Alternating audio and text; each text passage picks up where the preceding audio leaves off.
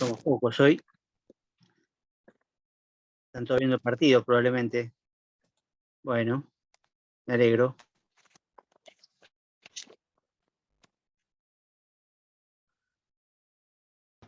Bueno, vamos a empezar igual porque ya es un poquito tarde. Costó conectarse y supongo que va a ser complicado como el martes pasado.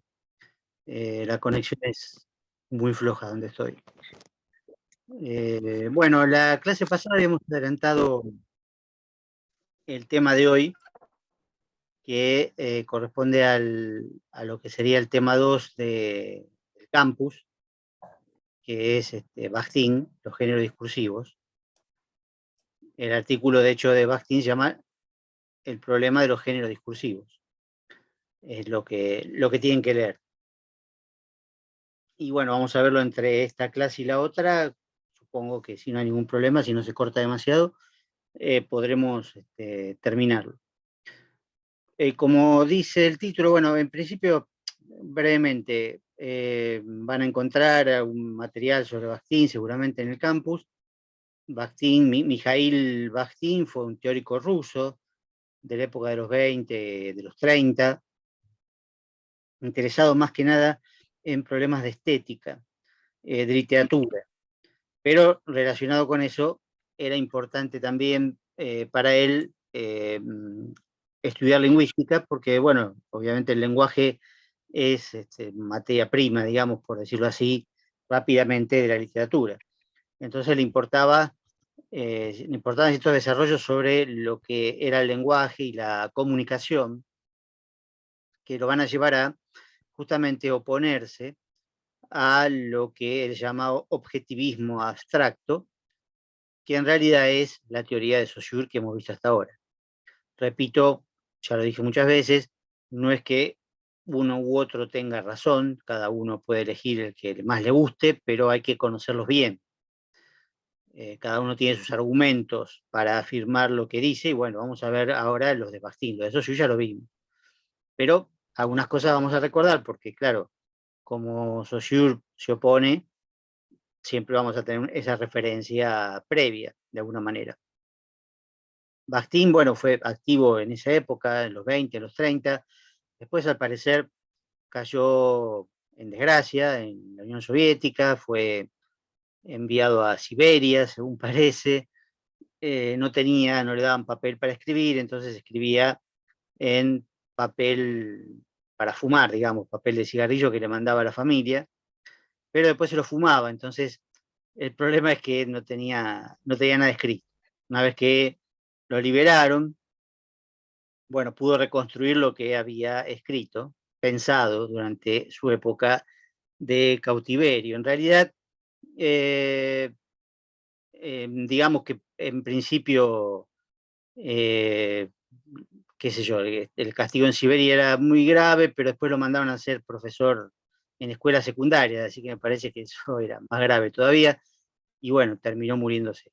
Ahora, fue muy reivindicado por autores franceses de la década del 60, sobre todo, y muy relacionado con Lacan, con el psicoanálisis, ¿no? El psicoanálisis francés, lo cual posiblemente a él no le hubiera gustado mucho, pero bueno, sirvió para reciclar muchas cosas que él había escrito, traducirlo al francés y por lo tanto a todo el resto de las lenguas. Pero sus intereses más que nada tenían que ver con lo que yo dije antes, la estética, la literatura, la cultura popular, la novela polifónica, bueno, una serie de cosas que lo convierte en un autor muy interesante y muy creativo, muy original, que bueno, eso es lo que vamos a enfocar simplemente a través de este artículo, no de otras cosas, porque bueno, es sobre el lenguaje y sobre la comunicación. Vi que ahí me querían hacer una consulta sobre Bakhtin, pero en realidad todavía no empezamos con Bakhtin, entonces no sé qué consulta podría ser.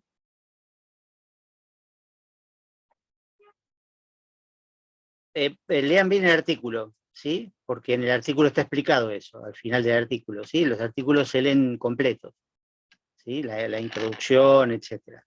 Y si en este caso no hay introducción, hay notas al final también, ¿sí? Supongo que pueden estar ahí. Y si no, se puede buscar en internet también, ¿no? Pero ese tipo de preguntas, por supuesto, no son preguntas de parciales, solo para que investiguen un poquito. No hace mal investigar, al contrario, hace bastante bien.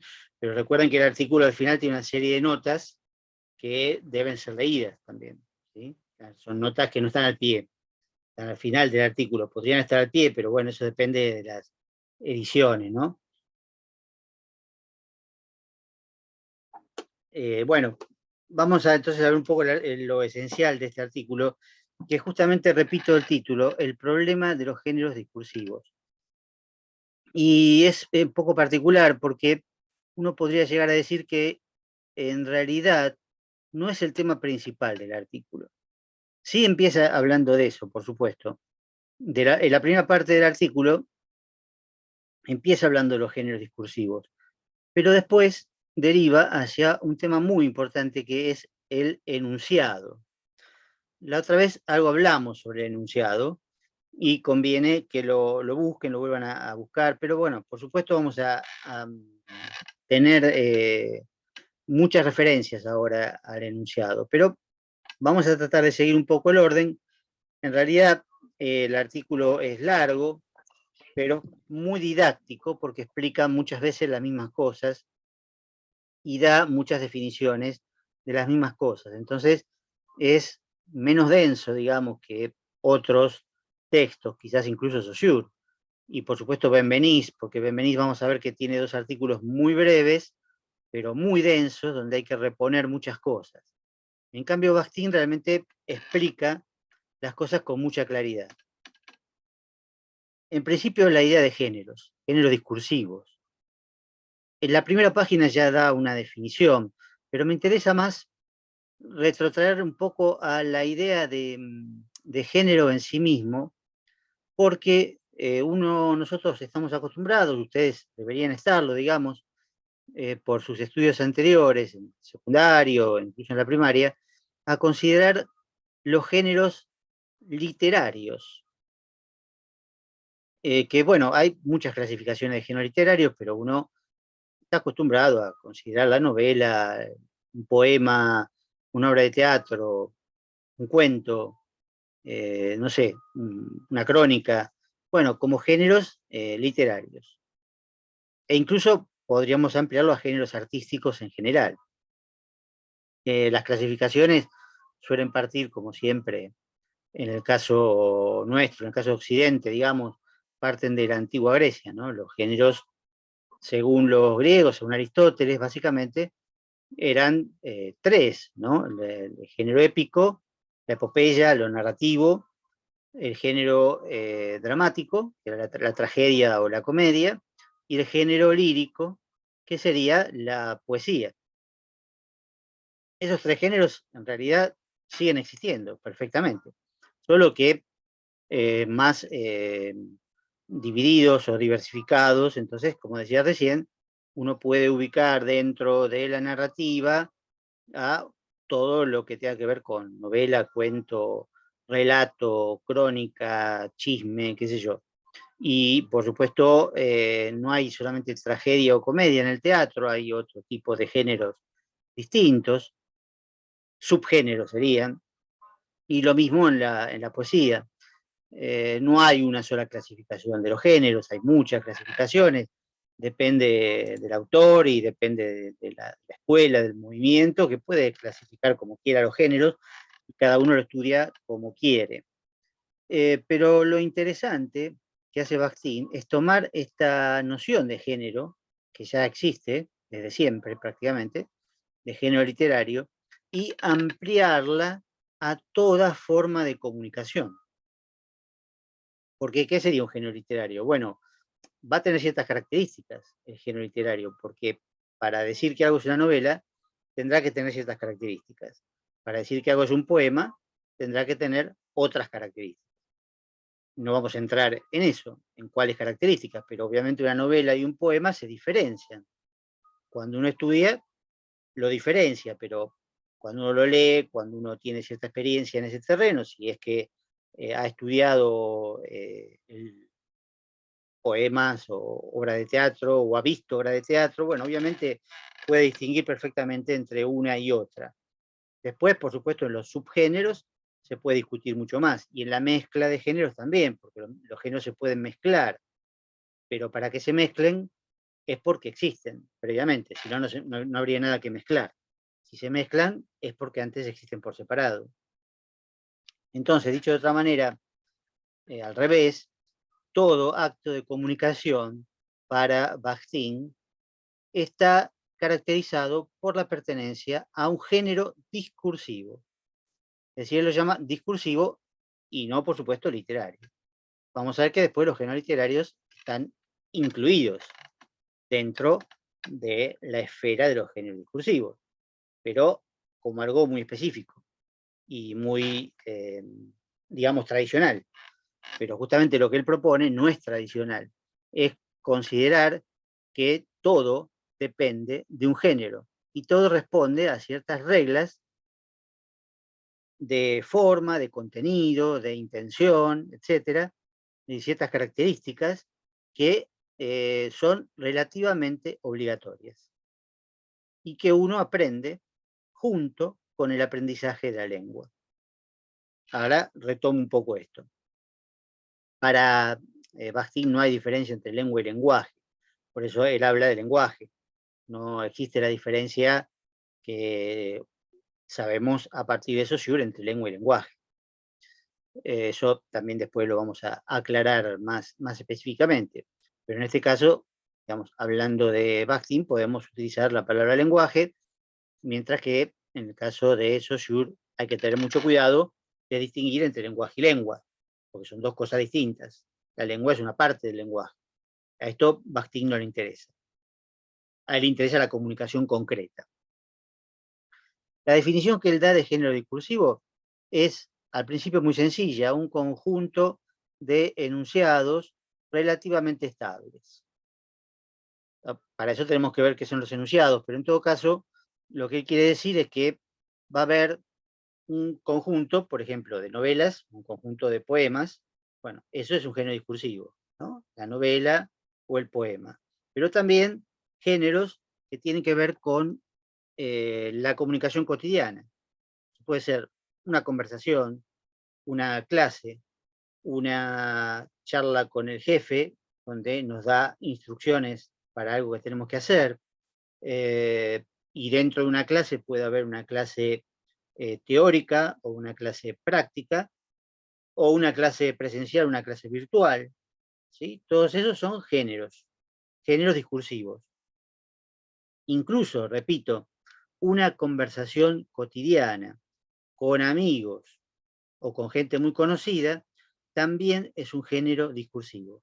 Tiene ciertas características, ciertas reglas que debe cumplir, ¿sí? Y que si no se cumplen, no se verifica la comunicación. Es decir, no se produce la comunicación buscada por ese género en particular. Tampoco toda conversación es igual.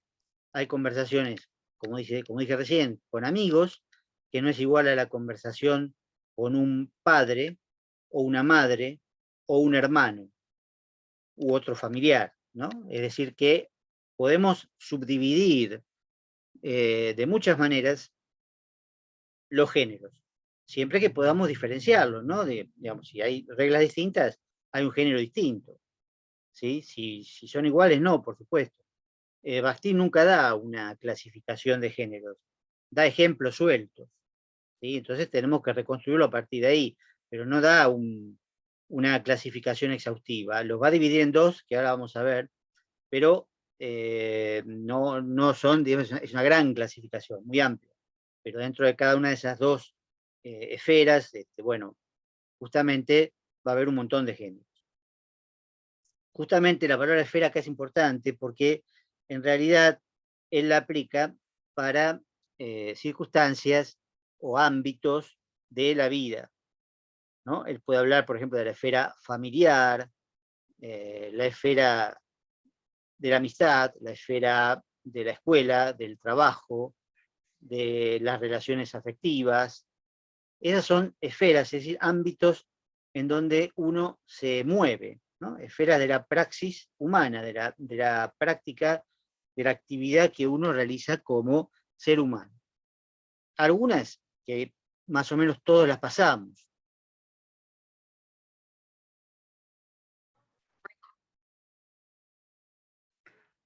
Hola, perdón, se cortó la conexión, ¿eh? Ahora estamos de vuelta y creo que está grabando, así que la dejo. Digo, uno en general a partir de que nace va atravesando una serie de esferas, ¿no? Digo, en la mayoría de los casos, hay una familia o algo parecido. Después puede haber una esfera de amistades, si uno tiene amigos por fuera de la familia. Después quizás uno va a la escuela. A su vez hay distintos grados escolares.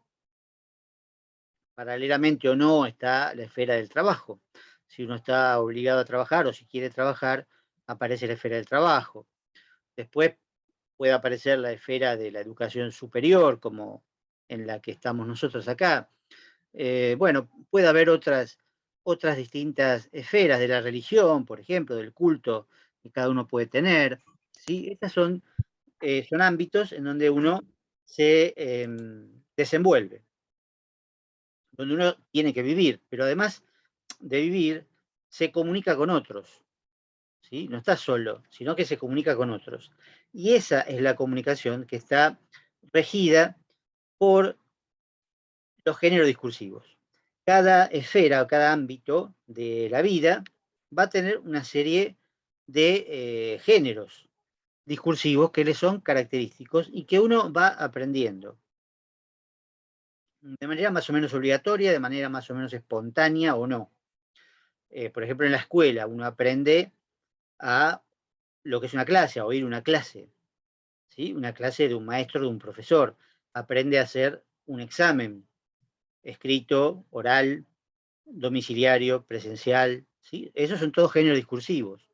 En el caso de la universidad, pues también lo mismo, ustedes van aprendiendo a realizar una monografía, a hacer un parcial escrito, presencial o domiciliario, a oír una clase teórica o magistral, como se decía en una época, ¿no? Porque habla solamente el profesor, o a una clase práctica tipo taller, donde todos tienen que colaborar y donde todos hablan y donde todos hacen algo, ¿sí? Son todos géneros discursivos que pertenecen al ámbito de la educación, a la esfera educativa, o hay más específicamente, a lo mejor, a la esfera educativa universitaria, que tiene otras características que, sin duda, el secundario, la primaria, etcétera.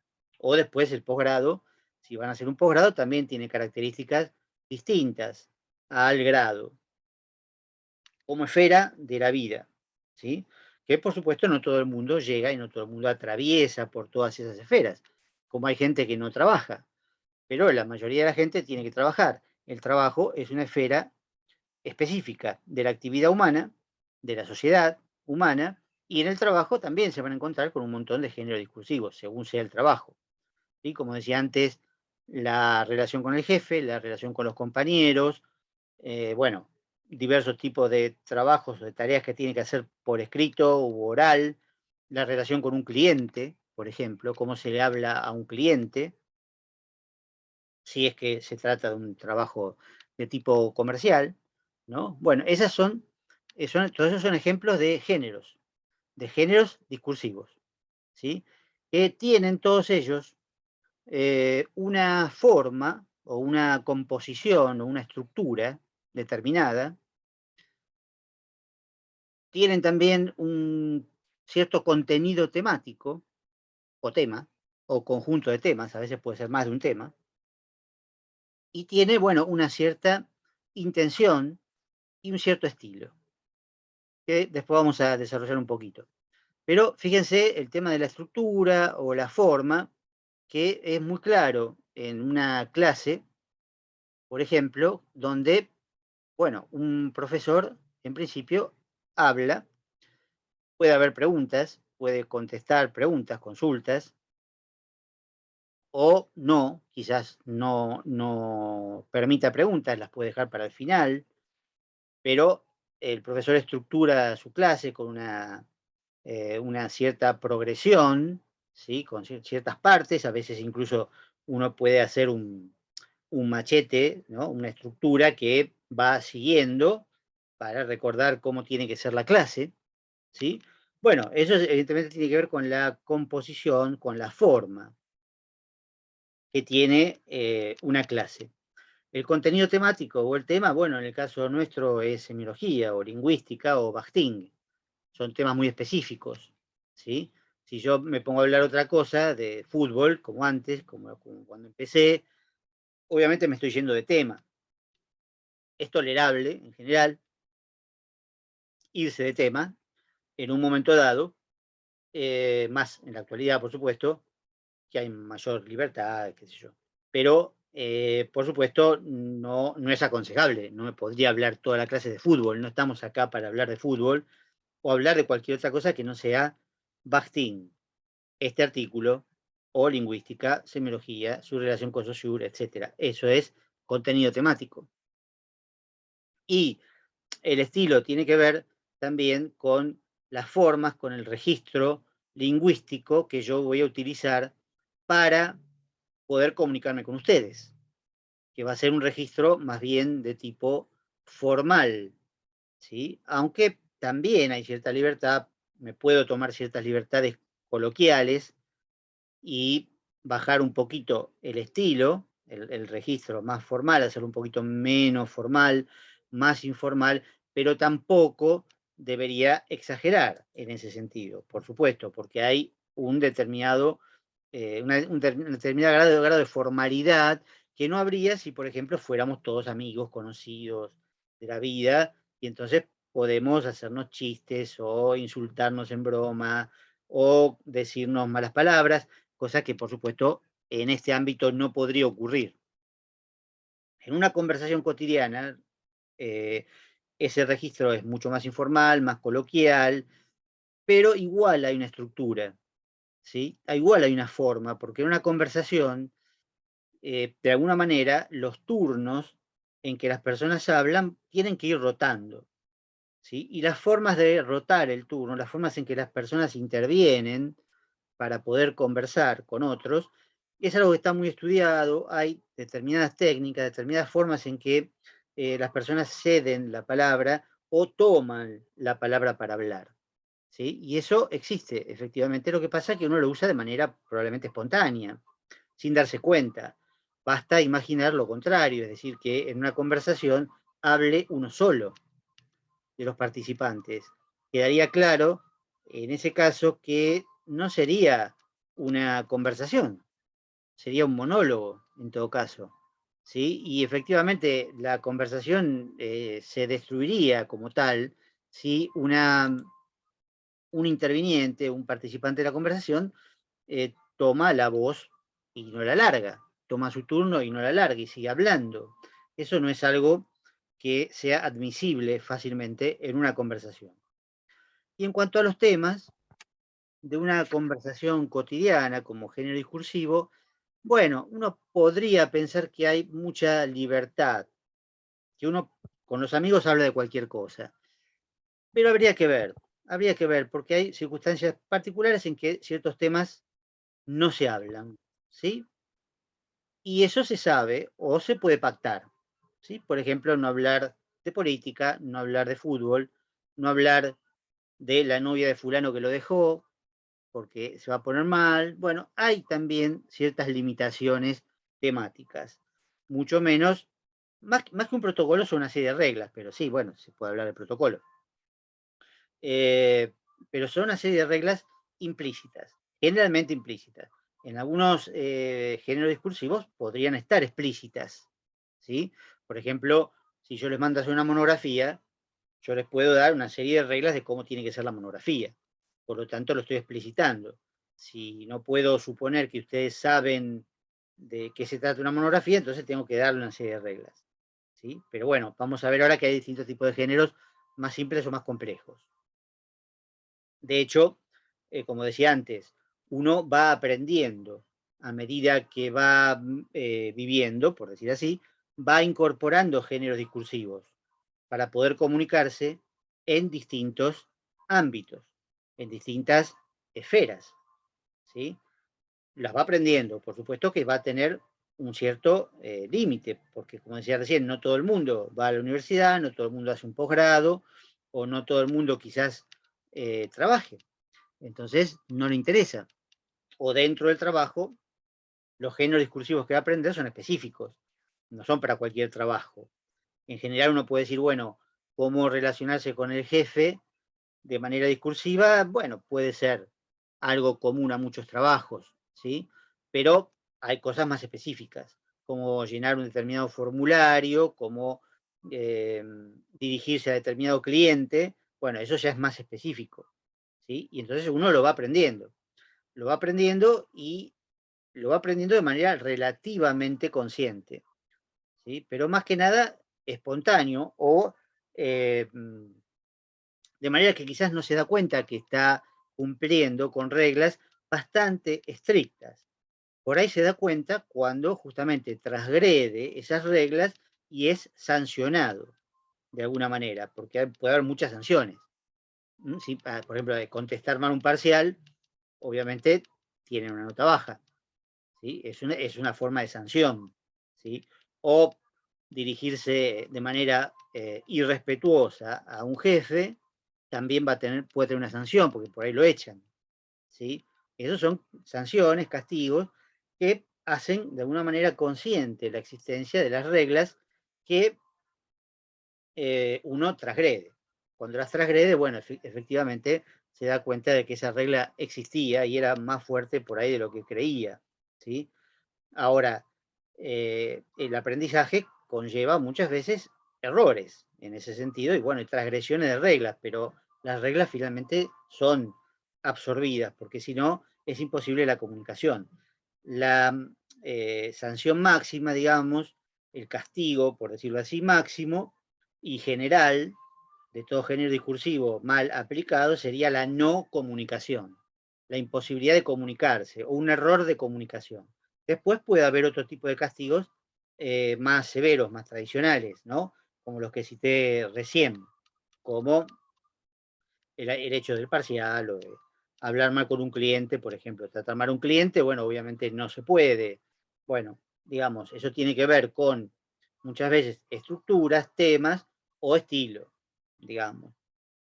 Y esto, digo, se aprende, como ya lo dije varias veces, a medida que uno va creciendo e incorporando géneros discursivos cuando va viviendo en distintas esferas, en distintos ámbitos de la vida. Pero lo importante también, junto con esto, es entender que se aprenden los géneros discursivos junto con la lengua, ¿sí? O al revés, más importante, dicho todavía, ¿sí? Se aprende el lenguaje junto con los géneros discursivos que le dan forma. ¿Sí? Y ahí está un poco el principio también de la oposición de Bakhtin a Saussure, ¿sí? Que es, para Saussure la lengua está allá, digamos, de alguna manera está ahí arriba, la lengua es un sistema, existe independientemente de los individuos, ¿sí? Para Bakhtin no, para Bakhtin el lenguaje y su utilización son la misma cosa, ¿sí?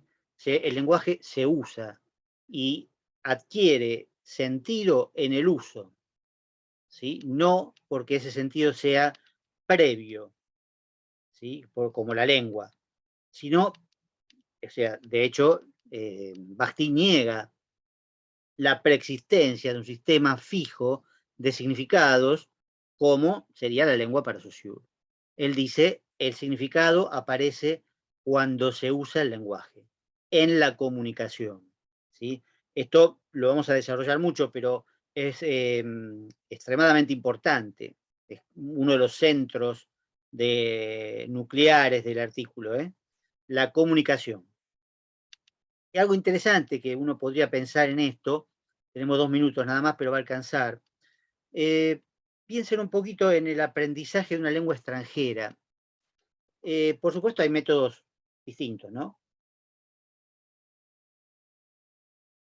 Hay métodos que son muy prácticos, de esos que llaman inmersivos, ¿no?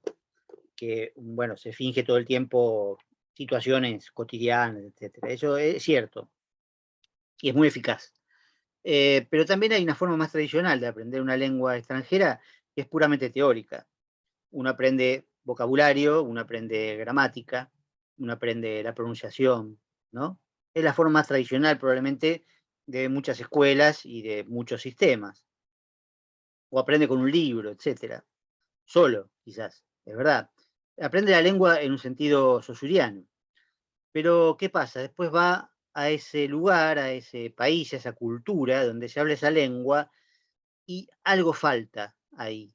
Por más que sepa la lengua, es probable que se sienta inhibido de usarla en circunstancias bien concretas, porque las circunstancias concretas son las que rigen el género discursivo, las reglas que uno tiene que respetar, ¿sí? Y que no está en el libro, o no está en una enseñanza tradicional, o no tiene mucho que ver con el vocabulario o la gramática. Al contrario, quizás uno puede no respetar demasiado la gramática, pero tiene que respetar ciertas reglas. A quién dirigirse, a quién no dirigirse, si se puede preguntar esto o no preguntarlo, decir determinada cosa o no decir determinada cosa. Eso es la existencia de los géneros discursivos como un conjunto de reglas sumamente obligatorias y que hasta que realmente uno no las aprende, no habla esa lengua extranjera, en sentido estricto, porque no puede comunicarse, ¿sí? Por más que conozca bárbaro la sintaxis,